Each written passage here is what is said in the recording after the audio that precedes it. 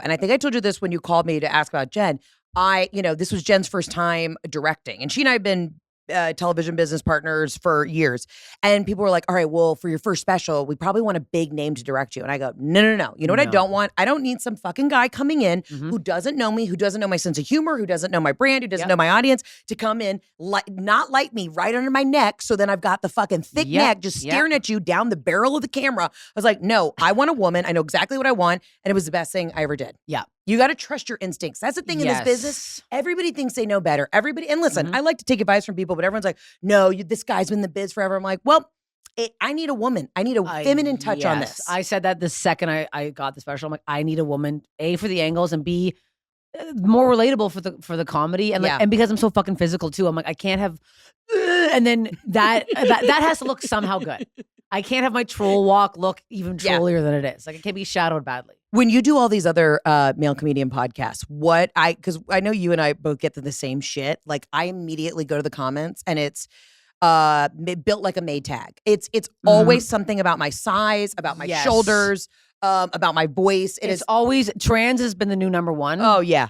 Which I always feel bad. And I'm like, this is how hateful we're getting. And I'm like, people who are trans, I'm like, this is hell for them. Yeah, like absolutely. This is also like, anyone who comments this, and I truly believe this, anybody who does comment a hateful thing about trans people, I'm like, you secretly are super interested in it. Yes. And you want to know. Like, why do you want to know what they have so much? Amen. I don't understand what it's a bizarre thing. What are you? What do you want to look at? What do you fucking need to see down there? Like, it's sick. Yeah. Yeah, it is so wild. Like, obviously, we're comics. We can handle the criticism about shit. Can we? Yeah. I still cry. Someone literally yesterday commented, go on a diet, and I replied back, I am. I am. I'm fucking starving. I've been on a fucking diet since I came out of the fucking womb. Like, I don't know what to tell you. See, this is the other thing. It's like, if you tell me I can't do something, I'm going to figure out how the fuck to do it, especially like in business. But for some reason, if someone calls me fat, I'm like, it is what it is. The fat one doesn't bother me as much. Yeah. Because my whole life, I was a chubby kid. Yeah. That was always the easiest joke. Is somebody in like 5th grade would be like, okay, Heather, eat another Snickers. And I'm like, you're like, they're fun size. Leave me alone. I will. Give it to me. I was never that. My thing now, I don't know why people are like so repulsed by my nose. It's actually crazy. Don't you have a what you'd call like a Roman style nose? It's like a very Eastern European, but it's so funny when people get mad at stuff like this. I'm beautiful. Like, what do you think you think I did this?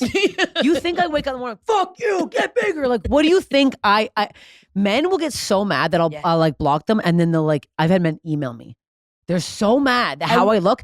What is the email? Just the email's just like, your nose is so gross, get a nose job or something like psycho shit. I'm like, what? Since grade 8, I've been fucking. Are you fucking kidding me? Oh yeah. It's like psychotic. And I'm like, and then I'll have then it'll be the reverse thing where someone's like, I want you to fuck your nose in my ass. I'm like, Jesus Christ. Like, there's no middle ground here. I'm like, my boyfriend likes my nose. I don't give a fuck. Yeah. Also, I was like, years ago when I was like heavily bullied in high school, me and my friend Maria, we thought about getting nose jobs. We both got heavily bullied. And we looked into it and I watched like a video on how they do it. I'm like, I'm never doing that. Yeah. And also, I'm like worried of like my voice would sound different now if I would look. Jennifer Grey.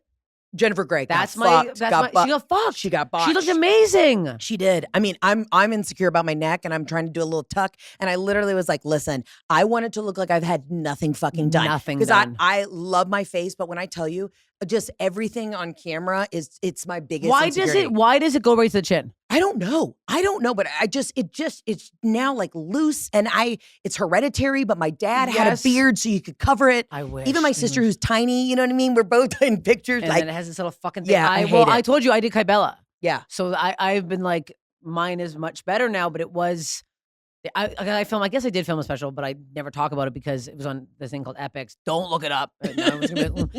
I looked literally like a toad that got run over.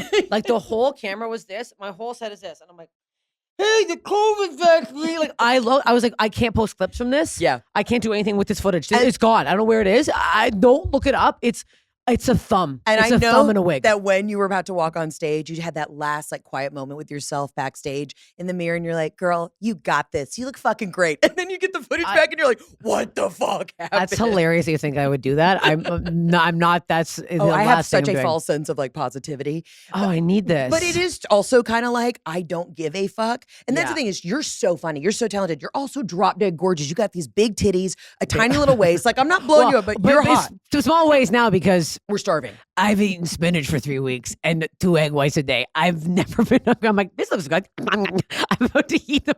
Hey, can I put a microphone on my Fitness Pal? I literally was like swallowing my boyfriend's jizz the other day. Yeah. Just because I needed something. I needed a taste. I needed some liquid inside. It's so disgusting. I'm like, it's not. People don't realize. And then, it's like we're in this business and the joke is always on me. Like, and I've always been very comfortable about making the joke on me. But at the end of the day, you still want one person to be like, you look beautiful and I love your jokes. Yeah, just fucking one. I'll have women. I do have a good support. I'm sure you do too. Yeah. You have like a big support of women who are like, stop saying this bad stuff about yourself, blah, blah. And I'm like, that is nice, but it's also hard because they don't realize the comments work. I delete all my bad comments. So it's like they're not seeing the negative that we have to see every fucking day. They don't also see the DMs. And the DMs is what is really crazy sometimes. And for the most part, I don't get too much negative shit. You know what I mean? Like I always get like some guy in Saudi Arabia who's like, be my third bride, where I'm like, okay, she still got it. But when they come in, you're like, Jesus Christ. Oh yeah. I really am in it. Like I'll just be driving in silence, just weeping on the way home. You read one bad comment that's like, this bitch is I can't fucking stand her face. She's not funny. And you're like, what am I doing? Yeah, what is that? When people get mad at I can't. One guy was like, I literally can't fucking look at her. And I was like, then don't. Then get away from my page, Trevor. Yeah, it's always a Trevor. It's always a Trevor. So you're getting ready for the special, though, which you're going to crush. Ready for the special. You're shooting it in where, Boston? In Boston at Paradise Rock Club. And so I just went yesterday. I just went to go see it. I was alarmed that a lot of comedians don't go to the theater that they're going to perform at before. It threw me off a bit. I was like, I thought we all went. No, I go. I'm surprised when comics don't have sound checks. I am an old theater kid, and I say this all the time, but I come from a theater background where, like, literally, I'm there doing the sound check, going through the things. Like I need to know that the show is set. Yeah. I could never just go into the club completely blind and not grounded myself on the stage for 3 seconds. Clubs, I'm so used to them now, so I don't mind. Or But like a theater, yeah. But not going to see where the fuck your special's filming. That's nuts. That's rolling the fucking dice. Yeah. And I'm so glad I went because there is a lot of like big pillars in the middle of logistics. And it's a grimy rock club. Yeah. It's fucking the bathroom reeks like fucking piss and shit. And the guys in the jean vests are going to be front row. Oh yeah. Did you talk to them after the show? Did you get any insight? No, I had to run the goddamn show. But yeah. I also Boston is just my best fans are there. So my mom's from Boston, so I have a ton of Boston fans there. And every time I do a show in Boston, and ironically enough, Cincinnati is also one of my favorite comedy towns. Really? I don't know why, but every time I perform at the Taft Theater, I leave there and I go, I fucking want to own a home here. I don't know why. I just love Cincinnati. But Boston are they are in on the fucking joke. They're in, and I'm like, I want that for a special, because I find some specials when you hear it's like quiet while I'm talking, and then a laugh at the end. I'm like, my jokes aren't like that. So I want to hear the audience. If somebody coughs, someone sneezes, I want that in there. I want this reaction, somebody yelling something out. I want all that still in there to feel like a live fucking rock show. That's how I want this vibe to feel like. It's going to be fucking amazing. You're going to be starving when you get there. Just the day of, you've already lost the weight. So that morning, just fucking have like a side of ribs. Like you need something in the system. No, I'm definitely eating that day. Yeah, you got to eat that fucking barf. I'm also, did you have stress dreams before filming yours? I had full-blown night terrors. I got also like very ill before I performed mine. Like I had like flu symptoms 3 days before. No. Just because my body, my cortisol was through the fucking roof.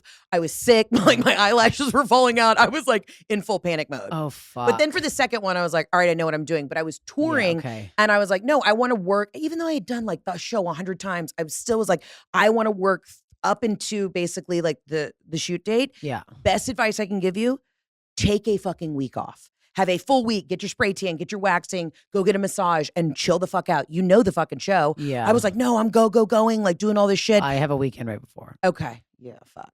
I'm in Portland, but I'm just thinking now. I probably shouldn't do a meet and greet thing because I don't want to get sick. No, don't. No, I No, can't. sorry, Portland, you can't do it. Yeah. No, Okay, you that need to makes just sense. you need to take time for yourself. Yeah, okay. Book yourself a massage as soon as you touch down at home. Yeah. Because you need like the cortisol to be low.